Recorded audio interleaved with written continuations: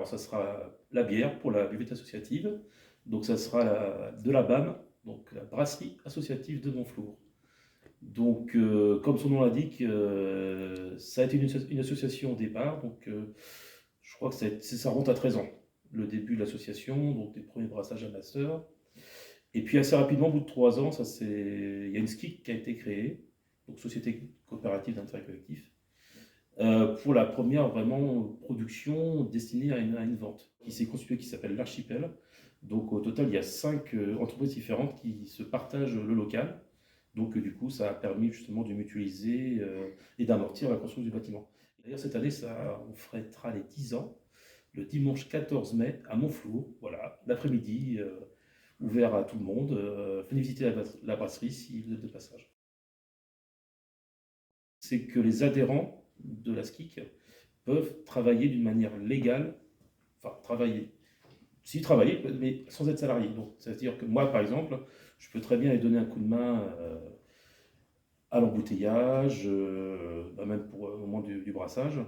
Je fais des ventes sur les marchés, je donne des coups des fois pour tenir des buvettes associatives, voilà. Donc c'est ce que permet le statut de la SCIC. Donc on a concrètement 2 salariés à temps plein et à peu près une dizaine de personnes autour qui gravitent et qui donnent un coup de main quand il y a besoin. Tout l'orge déjà est produit localement à la Bazouge de Chéméré, donc à peu près à vol d'oiseau, tu à 20 km de la brasserie.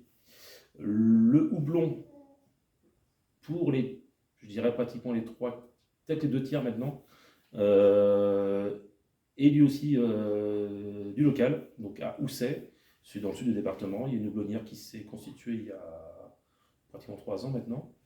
Donc c'est pas mal parce que du coup, on est vraiment sur un circuit court là. Oui, oui, oui, oui, ouais, ouais. C'est vrai que surtout pour le houblon bio, qui était jusqu'à présent assez compliqué à trouver.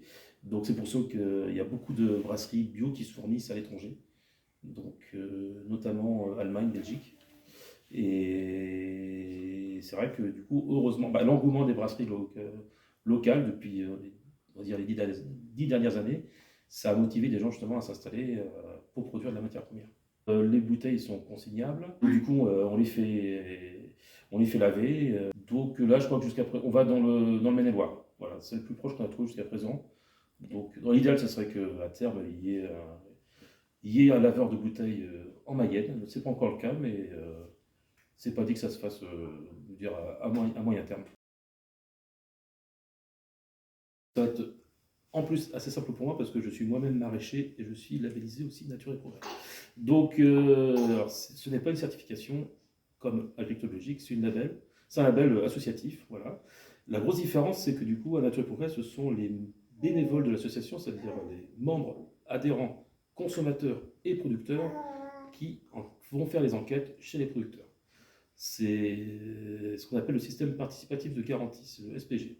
Donc, c'est-à-dire que en tant que simple consommateur, par exemple, vous adhérez à l'association, vous payez 20 € par an d'adhésion, et si vous le souhaitez, vous pouvez aller faire les enquêtes chez les producteurs, vous participez aux réunions de délibération des dossiers, et vous pouvez aussi participer à l'évolution des cahiers des charges. Concrètement, quand vous achetez un produit qui est certifié AB, vous achetez un produit où il y a un tampon, vous avez pas au chapitre. Chez Nature et Progrès, c'est vraiment du participatif.